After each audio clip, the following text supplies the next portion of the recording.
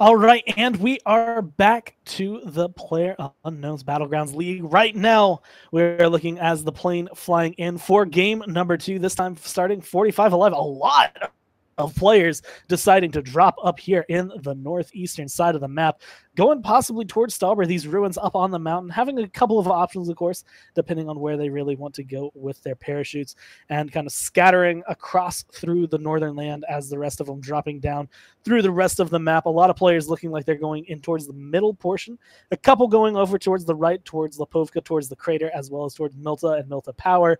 But as you can see, School, Rozhok, and Pochinki going to be some big targets, as well as a few of them kind of waiting patiently going down towards Novo, as well as the military base. A good scattering of all the players, and honestly, a lot of them now looking to be in close combat and close area, their close proximity to have to deal with one another. And once these parachutes pop, the first one to fall and get a gun is going to have that distinct advantage, as all through the map, it seems like up towards north, we've seen a couple of the players scatter around. We're seeing last second decisions by a couple of them with their parachutes out, deciding maybe not quite to go to, to school, to this apartment over towards Rozhok, as we do see the first one landing. Tricky going to be running around looking for a gun as fast as he can, otherwise he will get popped off. Some players looking for vehicles will have the option of doing something similar to what we saw last game, where they could now drive off to the west side of the map, go towards Yorgopol, or even down towards the southwest, just try to find wherever they can as they look for each other. That's going to be an option for them before the circle spawns. They will have that, and honestly, it could end up favoring them in the end, as it looks like we're going to be seeing Abyssal Smite. No, that is not Abyssal Smite here. Over here again, I was so Tricky running around, looking around. There's 2 players in the school right now. All he needs to do is find one person, but with just a pistol, he doesn't look like he really wants to get too aggressive, which is going to kind of benefit the other player here. Ali Snackbar, one more time actually in the school, is going to have a shotgun. He's going to have the advantage because he has the cover and has the walls. Peeking is going to be favoring him, as we see the players now starting to scatter around. Vehicles galore going towards the west-hand side of the map, but the circle's up in the northeast. Those players looking to kind of opt toward Yorgopol to try and get the loot they can find. Some going over, I want to say, towards the crates. Some might go towards their apartments, but they're going to be close enough in proximity that they shouldn't worry too much about the circle, as we see the scattering of players. 2 so far have died since the match has started, and it seems like we might be seeing a couple more, a few of them in Pochinki as well. A lot of players all across the map scattered around. 2 down in military base, 1 in Novo. Those are going to be the players that might, again, have the rougher time. Fire looking like he's going to be over here waiting patiently. They know how many players are around. They know how much of a hotspot this is. And with no helmet, no armor to his name, Fire is going to be in one of those positions where he has to be extraordinarily careful. A few other of our top 10 players, Abyssal Smite as well as Sacrity and Reptar, all going to be sitting around here. Players that managed to live very long, now in a position to get picked off very early on. Mio going to be outside the circle as well. Fairy Tale of Sin going to be kind of in this bizarre position kind of between Ruins and Gatka, looking for the way to kind of go through, find the loot he wants. With Ruins being available, might be able to go kind of towards the northeast of his position and find that. But with this, a lot of players, especially those who jumped out very early on and kind of scattered towards this northeast, are going to be benefited, as it looks like Zwiro is still looking for a gun. Has the armor, has the helmet, has the backpack, but that's not going to help you in a fight that much. It's going to keep him alive a little bit longer. He might be able to kind of look for something. Of course, going up against L2P, Lush going to still be in this position where he doesn't have a gun either. And the shotgun going to be a big benefit now. The rushing is going to be what I expect to see Zwiro go for. There's no reason to really be too kind of patient here. There's no reason to take it back. There's going to be a pan. 1 shot going to miss. 2 shots going to miss. It's going to have a little bit of damage overall. And Lush going to try to get the pan in, but the reload was a little bit too fast. It's going to be another kill picked up, and Zwiro going to be putting himself on the board. Now looking for the loot. Should be able to get a pan, should be able to kind of give himself that little bit of extra armor since it reflects bullets. But that's just going to be another small pickup as these players go through. Again, a lot of them are at the benefit since they jumped out early. They're going to be able to kind of sit in the circle patiently, waiting for it to go down. They have about 2 minutes before it even starts closing, and they don't need to worry about it at all. Abyssal Smite about 2 houses away from Sacrity, and Fire going to be around as well, just kind of patiently waiting. once one of them gets aggressive, a car starts, anything that happens there, the other is bound to come up. As it looks like Con Game's going to see someone looking for the shots, but he doesn't have a sight, which is going to cause some trouble for him, but he finds a couple of them, even though the driving, the swerving is going to be good, just trying to find whatever hits he can. And I like the risk to take out as a player, because at that point, you have the ammo. There's no big reason to hold on to it too much. If you have 200 shots, might as well fire a few of them, and he's managed to hit a few. So going on for that, at least causing a little bit of a scare and getting a little bit more map control for him, kind of pushing out any player that might want to go for him. Mosen going to be driving as fast as he can. This is another player that was able to kind of do relatively well, but as we can see, just based on his appearance, not a lot of loot to his name, just trying to drive, find whatever he can. Going past Severny, possibly going to turn around. Can't go to the shooting range as there's another player there waiting for him if he was. Looks like his only option is going to be Zarky, which is going to take him out of the circle, which at this point, with only a minute left and still we see the circle closing in, might not quite be the best play for him, but it seems like the way he's going to go, or a couple of these houses on the external edge of the circle. Not going to be the best loot that you could pick up, but it's going to be some loot, and honestly, any gun is better than no gun. I appreciate the play. Now, a lot of these players are still kind of hugging that center portion of the map around Pochinki. A few of them inside, a couple of them just kind of in the outskirts. They're going to be running by, possible for them to get picked off as we kind of switch back over. Looking at the school, Tricky going to be here as well. Still alive, still armored up, no backpack to his name, but Alu Snackbar is still in the neighborhood and still has the option of trying to fight, depending on whether or not he even knows he is there. Of course, at this point, I'm sure both of the players have heard the other's footsteps and just playing this cautious, but going up towards the water tower, going to give an advantage for vision in terms of Tricky, but it is going to put him out in the open.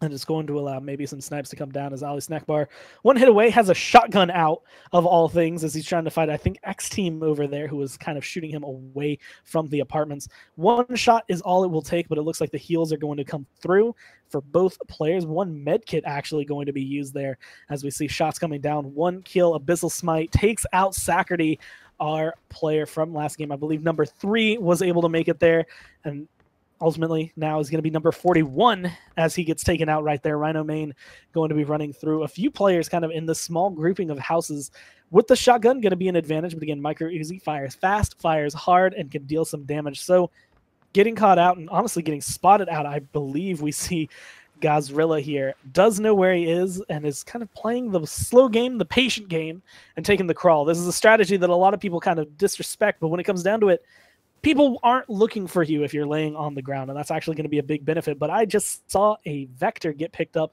So while there's not only a shotgun, but a Vector as well, fast firing, a lot of damage that can go down. Gazrilla might be able to find an advantage, does have a frag grenade if he can find out exactly where his opponent is here. All he needs to do is kind of chuck that through that top window, could be able to get it. Now the VSS on Rhino Main might cause things to be a little bit more hectic, but neither player sees the other. Only Gazrilla knows that one exists right now. Rhino Main just looking for any potential opponents that might be already in these houses.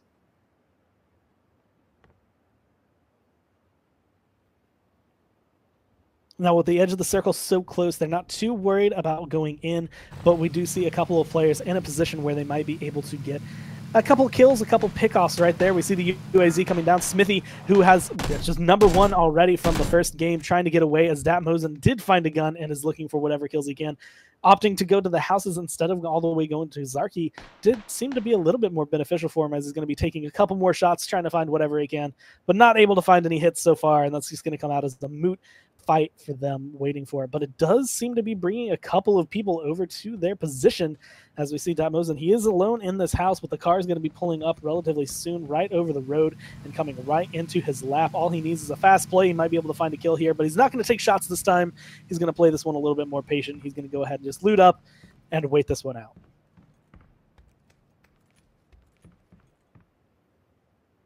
Now with 37 left alive, the circle still now about maybe halfway closed. A couple of players still trying to find their way back up into their new spawn where they will be safe into the safe zone. As a couple shots going to be coming down. Mosen taking a couple hits and his helmet is completely eliminated. And And that's going to be Smithy out there with the Scar L taking those shots, going to be able to potentially find a kill if Datmosen decides to poke his head out, but at least getting rid of some of the meds that are in the map. And honestly, with the level 2 helmet and the level 3 backpack on him, right now Smithy looking like he might have that just a little bit of an advantage. Although running through the open field, never usually the best plan you can have. But as he was number 1 from the last game, I don't think he's too worried about what the others might be able to dish out this yet.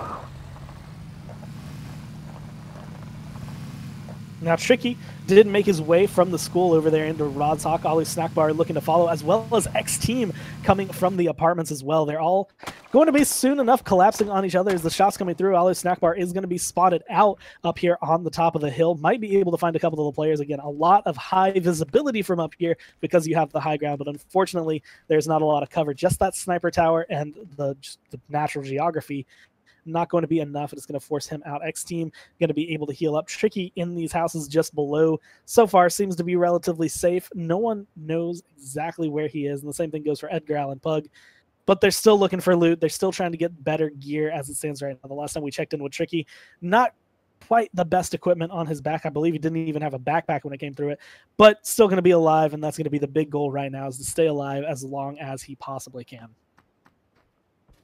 Now, Gazrilla does have a VSS under his belt as well. Should be able to find some shots if he has it, but is taking fire right now, and that's going to be causing him to kind of bob and weave. He won't have positioning to kind of sit down, line up, and try to find the shots he wants. And especially with the VSS, the 9mm bullets have a lot more drop when it comes down to when you're trying to fire long range. You have to aim a lot higher than you would probably be used to. You have to look out for that bullet drop, and honestly, you need to hit headshots with this. The body shots just aren't going to do enough damage with how fast you're going to fire them. A lot of people will be able to juke it out. So we're going to be seeing, as it looks like, Relic turning his attention away from Gazrilla, looking for the final kill, the final hit here on to Tink, as cover, again, going to be good right now, but it's one rock. Relic just kind of has to patiently wait this out. The car's coming around, swerving around behind him just outside the circle. Going to take a couple of tick damage. Could potentially come over the hill, but he's going to turn his attention right back over there to Gazrilla, who, again, with the VSS, not going to have the best of times trying to get the 6th rune,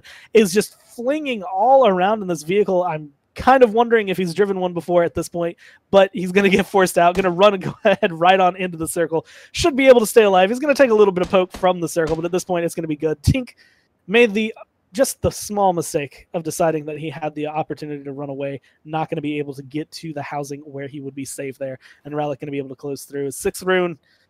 Got to heal up, buddy. That car does not always work the way you want it to, and as it stands right now, you're looking a little bit worse for wear.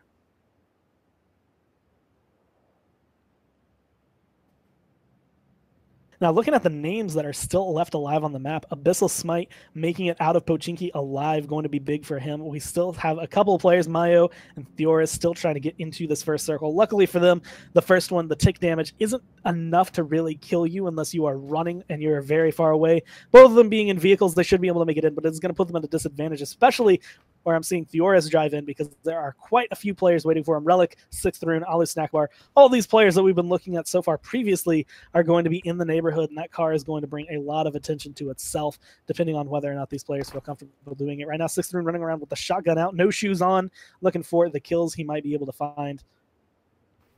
But still kind of stuck in this position where he needs to get aggressive. He needs to find these players. He doesn't know who all is around him. As we can see, there are going to be quite a few players who could potentially open peek him, especially when he's just running around in the open with the shotgun out.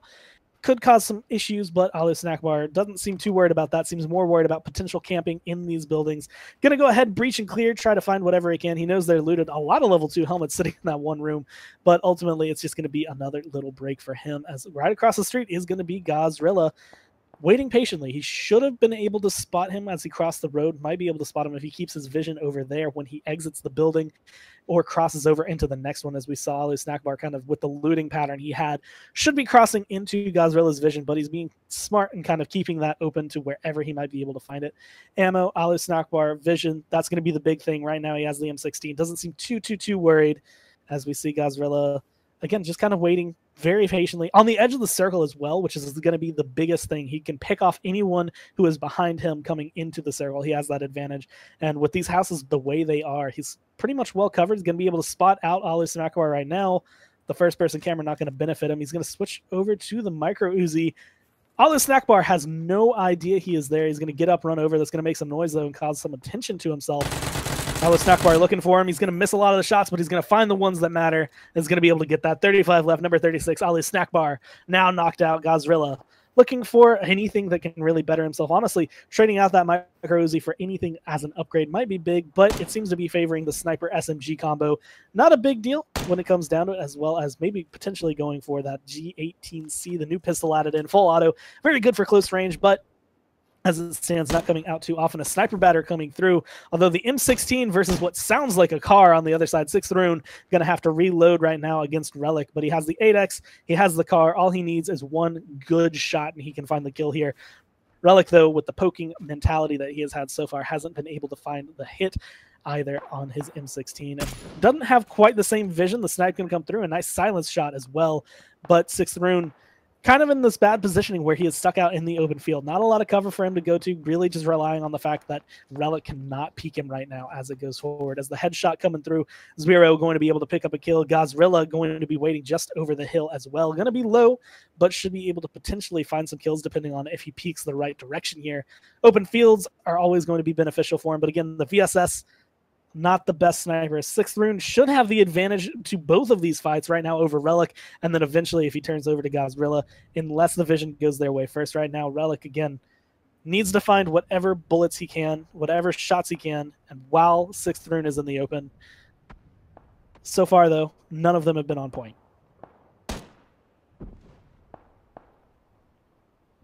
And now having to take fire from elsewhere. That's going to cause it for Relic. He gets poked out from the side, turns to look, fires one shot, and 6th Rune immediately takes advantage of it. The sniper shot coming through, exploding his head, going to be able to pick up that kill. Now we see as the players are getting forced in a little bit closer. Circle closing even further. It's going to be forcing those on the right-hand side in faster, but the next circle is still big enough. Zero trying to find whatever shots he can. Just looking for the last little bit to get this. 32 left alive, and that's going to be what kind of changes the big play for them. Is with this, the player count should be dwindling relatively soon. A lot of one-on-one fights that will break out into one-on-2, one-on-3, but with the vision, the scope, that's still going to be advantageous for right now as these players are closing in. A lot of players still sitting and hovering around Rozhawk and surrounding area.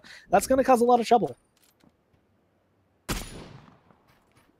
Now when it comes through at 6th Rune, nice sniper, does have advantage looking over to Gazrilla, but the circle's closing on them. The damage is going to be coming through and start ticking down their health bar, and that's going to be what kind of starts to cause some trouble for them as they are, again, coming into the next one with a disadvantage. Anyone watching the edge line will have that just little bit of an advantage of their health bar missing. It's going to take less shots to find them. They don't have to worry too much about sniping. And with the way 6th Rune is running, it looks like he's going to be maybe 3 shots away from death. He's worried about Gazrilla's positioning. He's worried about where he's going to come into this one, especially since Gazrilla, while he doesn't have a sniper on him right now, he does have the ability to get that long range, and he is rushing. He is getting aggressive. He's going to go ahead and flop down on this hill. Should be able to pick off 6th Rune over it unless 6th Rune is waiting for it, and that's going to be the big call for them depending on what goes on. Patience, waiting, that's going to be the name of the game. VSS, M16, should find the kill, but 6th Rune looking to take fire from Phoenix on the other side. It's going to cause some trouble. Right now, sandwiched between a rock and a hard place, and really Gazrilla just waiting very patiently to see if his target's going to be easy to pick off.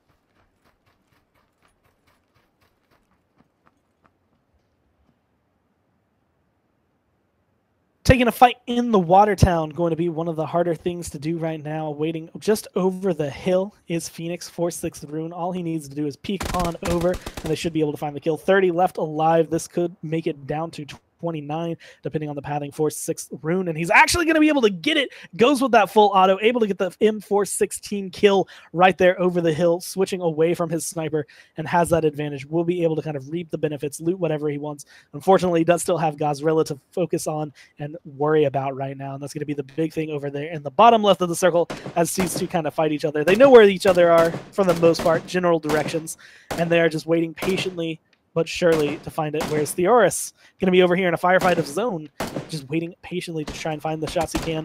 Not hitting them the way he would like to, and ultimately just not quite closing out what he wants. A-Raw taking some fire on his own, going to go turning back, looking for cover. The hill should be able to provide him a little bit of that, but he's very low. Medkit, full heal, should come out. His guns might be advantages, but he's getting rushed down right now.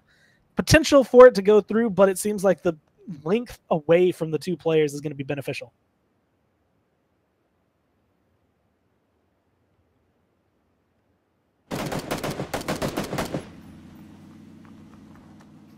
Now, the last few players looking to kind of go in the circle, going to have about 10 seconds, 15 seconds until it starts closing. So we're looking at the last few of these in the southern side of the circle to be finding their way in and taking a few shots. Theora is going to try to find whatever aggression he can. Looking at it, Tricky, it looks like, as well as a few other players from earlier on. We're still hovering around. Ruptar going to be in the water right now. Abyssal Smite looking for the kill onto him whenever they might be on it. Find it. Neither in the safe zone, both taking tick damage, both just a simple hit away. All it's going to take is a couple more shots. Going to be able to find a couple. Abyssal Smite looking for whatever he can. Forces Reptar out of the boat. The boat looking like it might be in a position that's going to be very difficult to get out, to get into the circle, and trying to find the kill. Should be able to get it. Picks it up. Abyssal Smite. Going to loot. Taking a little bit more damage than I feel would be a little beneficial for him. The boat going to be the big win for him if he can find the pathing that he needs. Gazrilla still crawling around on his tummy doing whatever he can to kind of get back in, but both of them going to be taking a lot of damage.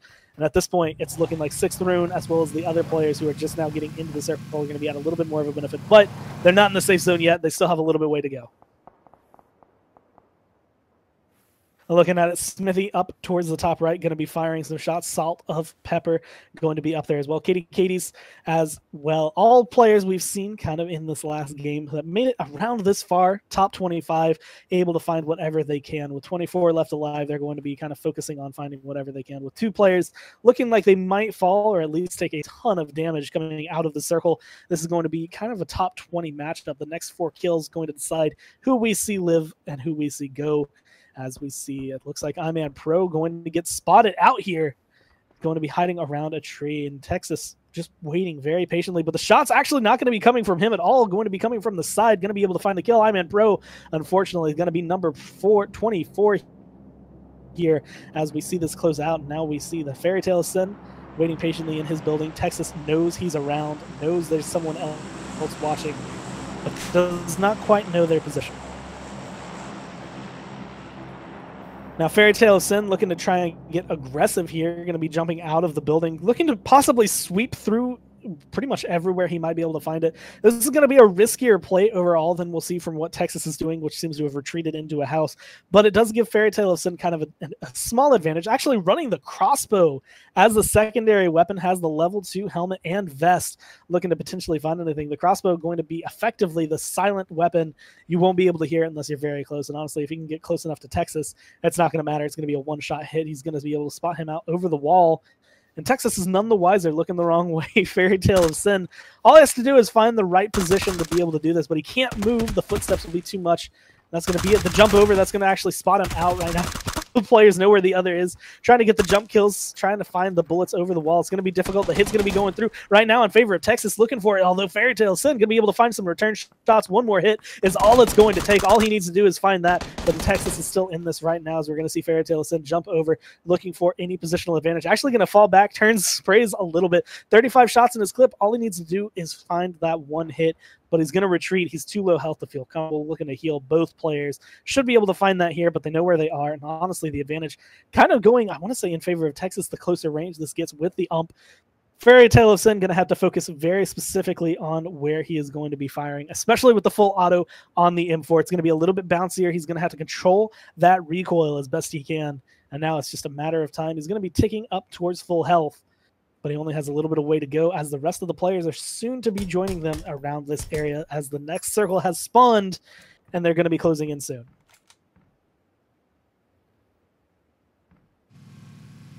Machine Gunner looking to possibly learn the lesson about long range with the VSS. Not exactly the easiest shots to find compared to some of the other snipers, but the silence and the scope already on the gun going to be proving its benefits, as Katie's going to be running away. Salt and Pepper going to be able to notice that. Some shots going to be fired out. Smithy did pick up another kill as well. Now top 18 is going to be what we see left alive. This last circle, once it closes in as it starts now, is going to be doing a lot of damage to anyone caught outside of it, as well as start kind of helping eliminate these players, grouping them very close together, as we're actually going to be seeing Salted Pepper runs into the circle, is taking the tick damage, but is looking to win the fight, runs out of ammo, sprays a little bit too hard, and loses his life because of it. Edgar Allan Pug picks that one up, 17 left alive, very low health, going to be running out of the circle. It's going to be almost a photo finish.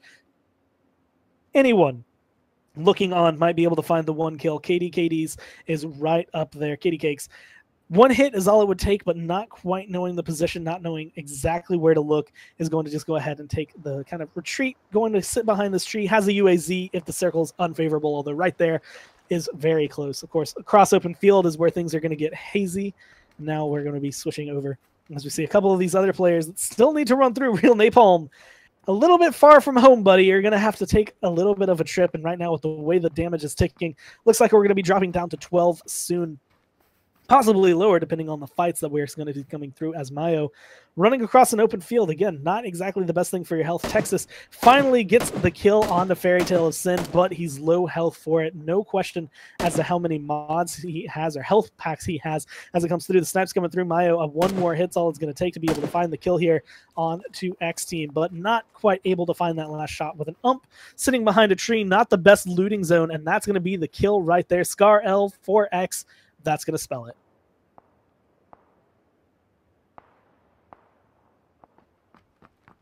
Now we're closing into top 10 territory. There are a couple people at low health bars. Some shooting going in on the western side of the circle as it stands right now.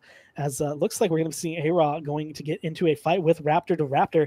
Raptor to Raptor has bandages right now. He's actually going to be bandaging his wounds. Doesn't seem like he's going to be in a very good position with the silenced M16, though, going to be nice. AR silencers are very beneficial, but without the heals to kind of back him up and with a player knowing his position, it's going to be rough, especially a player with the cars. A-Raw looking for those last few snipes, might be able to find it, knows where he is, kind of has sights, looking for that positioning just to find that one angle that will give him that position and that advantage. But so far it seems like it might turn on him as some cars going to be kind of running this way.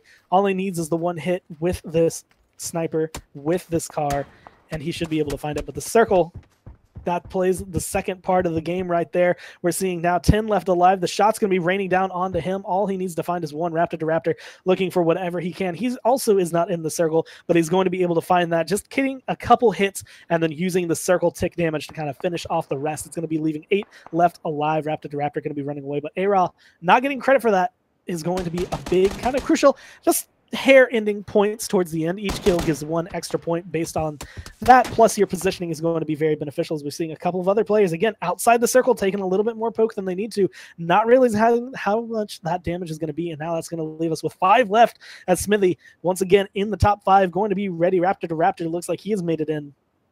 Smithy in a position where he can finally look over, find whatever he can. Texas has made it in as well, and really both of these, or all of these players, all 5 of these players left waiting. A smart player doesn't know pretty much where he needs to go in order to get that advantageous position. We do have Theoris running around in a car, it would seem. I'm not sure if he's actually driving around or if he is just kind of sitting around as, nope, he's going to be going forward and trying to get into the new position as best as he can, but it's going to be giving away his position as the fire is going to be taken down onto him. Tex is going to be taking some shots. Katie Cake's going to be taking some shots as well, but Smithy going to be the aggressive player, having a good advantage around these rocks, looking for the last few shots to be able to find himself some more kills. Now, while he is in the circle right now, this is actually a kind of a hard position for Smithy. He's going to be taking some shots down towards Theoris, who's actually going to be caught between a rock and a hard place. The car going to get blown up. Shots from the back, shots from the front. This should be a kill relatively soon. All we need is Smithy to hit those last few. Able to find that, but he's caught between Raptor to Raptor and Texas, as Katie Cakes should be moving in relatively soon, very far away from the circle, and just waiting patiently as Texas does have the UAZ for cover, just a little bit extra, does have his health back up to normal-ish now as he's kind of waiting for the last few stims to kind of take him to full health.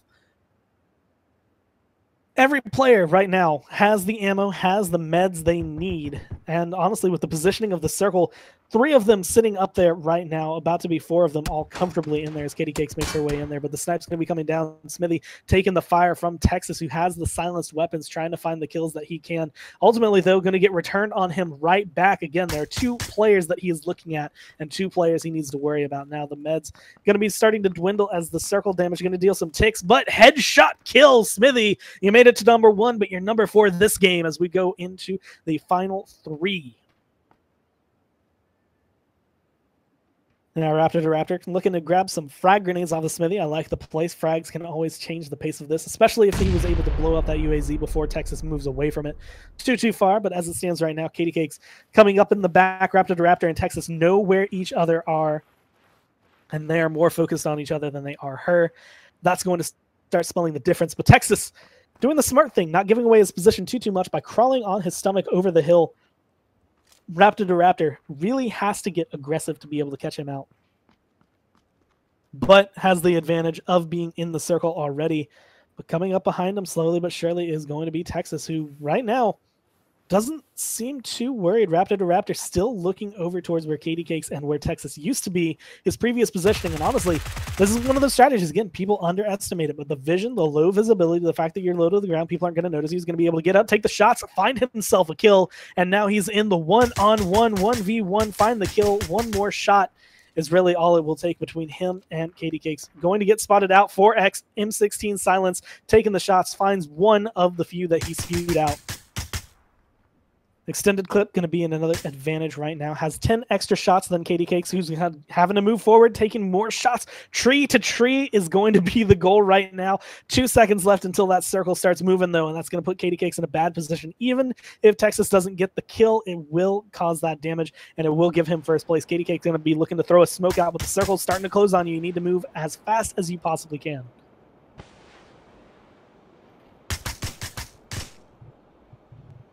Now, Katie Cakes opting to go into the circle to try and run away and try to run through, but low health, not going to give much. Texas, 7 kills, number 1.